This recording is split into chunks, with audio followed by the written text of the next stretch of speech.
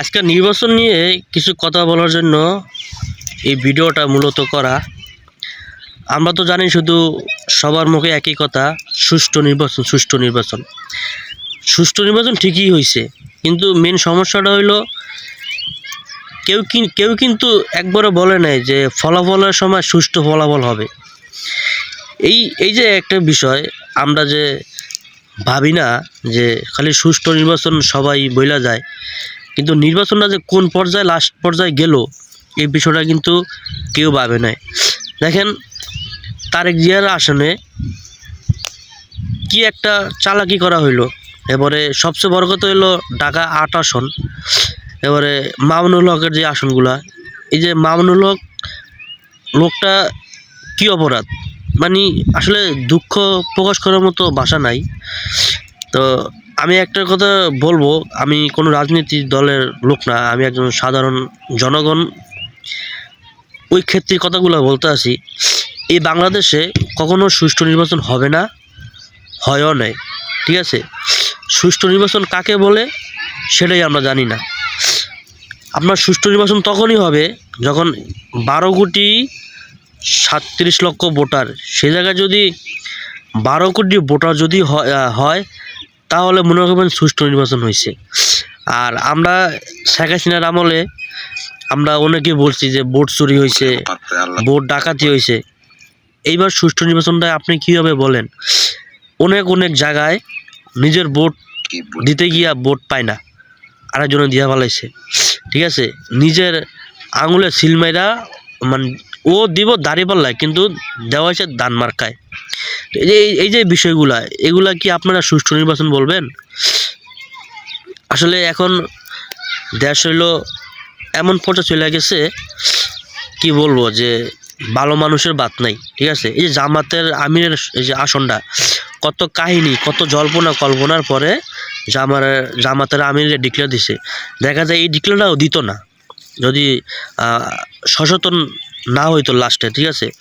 শুরুতে যদি এরকম সচেতনগুলো হইতো না, তাহলে কিন্তু জামাতের আরও আসন পাইতো। দেখেন জামাত 11 দলীয় জোটে কিন্তু সব মিলা 76টা আসন পাইছে, ঠিক আছে। এত কম আসন জামাতের পাওয়ার কোনো কথাই না। সর্বনিম্ন 100-র উপরে আসন পাওয়ার কথা, ঠিক আছে।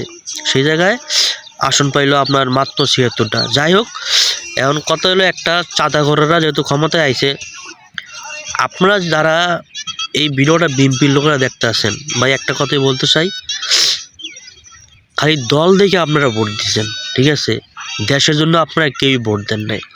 যদি দল দেখে ভোট দিতেন, দেশ দেখে ভোট দিতেন, তাহলে দেশটা আরও উন্নত হইতো। আমরা বাঙালি কোনোদিন সোজা হব না, আমরা বাঙালি কোনোদিন ভালো হব না, ঠিক আছে।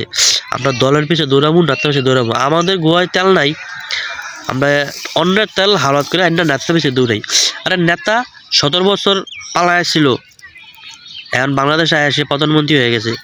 আর জামাতের একটা নেতা কত হয়রানি, কত কিছু, তারপরেও মনে করেন যে ওকে কোনো মূল্য নেই। আসলে মেইন বিষয়টা হলো আপনার, মেইন যেটা বিষয়, আমরা মুসলিম হইয়া আমরা মুসলমানের কাজগুলো পালন করতে চাই না, এটা হলো মেইন কথা, ঠিক আছে। আমরা মুসলমান হইয়া মুসলমানের কাজ করতে চাই না, এই ভয়ে বেশিরভাগ লোকে বিএনপিকে ভোট দিছে, ঠিক আছে। একটা নর্তকী আছে না, রিনা খান, ওই সালে কী হয়েছিল আপনারা মিডিয়াতে সবাই দেখছেন। তো এইরকম বাংলাদেশে লোক আছে যারা জামাতে চায় না, ঠিক আছে।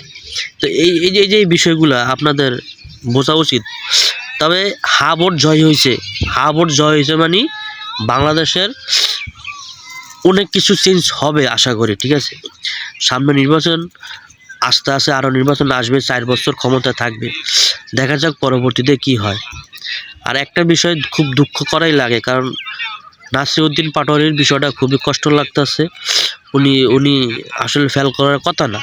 উনি কয়েকটা আসনেই শুরু থেকে কিন্তু মির্জা আব্বাসের উপরে ছিল ভোট, কিন্তু লাস্টে মির্জা আব্বাসের বউ মির্জা আব্বাস গিয়ে ভোট কেন্দ্রতে গিয়ে গণনা রুমে গিয়ে এই ভোটগুলো চেঞ্জ করা হয়েছে, ঠিক আছে।